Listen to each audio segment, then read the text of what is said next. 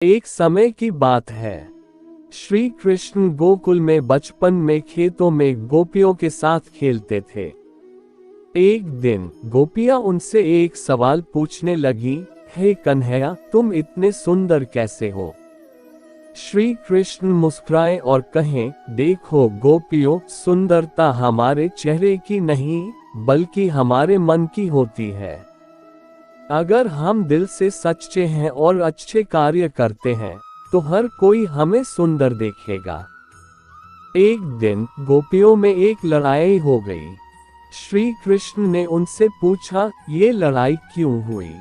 गोपियां बोली, कृष्ण, हम तुमसे अधिक सुंदर दिखना चाहती हैं। कृष्ण हंसते हुए कहते हैं, गोपियों, सुंदरता बाहरी नहीं, अंतर में होती है। अपने कार्यों और विचारों में सुंदरता लाओ, बाहरी रूप स्वयं आ जाएगा। इस घड़ी में एक गोपी ने उठाया हाथ और कहा, कृष्ण, हमें तुमसे सीखना है कैसे सच्चे और अच्छे बना जाए। श्री कृष्ण ने कहा, अच्छा करने में हमें कभी हार नहीं माननी चाहिए और हमें हमेशा से दूसरों के साथ उदार और भले के भाव से रहना चाहिए। इससे सभी गोपियां मिलकर सीखी कि सुंदरता बाहरी नहीं, अंतर में होती है और अच्छाई और सत्य का पालन करना ही सच्ची सुंदरता है।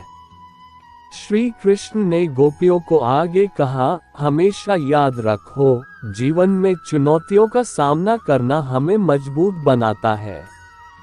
जब हम अच्छे कार्य करते हैं तो हमारी सुंदरता सिर्फ बढ़ती है। गोपियां ने पूछा, पर कृष्ण, चुनौतियों का सामना कैसे करें? कृष्ण मुस्कुराए और बताएं, चुनौतियों को स्वीकार करो और उन्हें एक अवसर मानो। जिस तरह से मैंने गोवर्धन पर्वत को उठाया, वैसे ही तुम भी अपनी चुनौतियों को पार कर सकती हो। गोपियां उत्साहित हो गईं और उन्होंने सोचा, हाँ, हम भी अपनी चुनौतियों को पार करेंगी। श्री कृष्ण ने उन्हें योग्यता और साहस का सार बताया और कहा, हमेशा सत्य पर चलो और अच्छाई में बनी रहो, तब तुम अपनी चुनौतियों को सफलता में बदल सकोगी। गोपियां ने श्री कृष्ण से धन्यवाद किया और उन्होंने अपनी चुनौतियों का सामना करने का निर्णय लिया। उन्होंने जीवन को सकारात्मक दृष्टिकोण से देखा और अच्छे कर्मों में लगी रहीं। इससे उनकी सुंदरता और आत्मविश्वास में वृद्धि हुई और वह अपनी चुनौतियों को पार करके सफलता की ऊंचाइयों तक पहुंच गईं। इस कहानी से हमें ये सीखने को मिलता है कि जीवन में आने वाली चुनौतियों का सामना करना हमें मजबूत बनाता है और सत्य, अच्छाई और सहानुभूति में रहकर हम अपनी मंजिल को प्राप्त कर सकते हैं।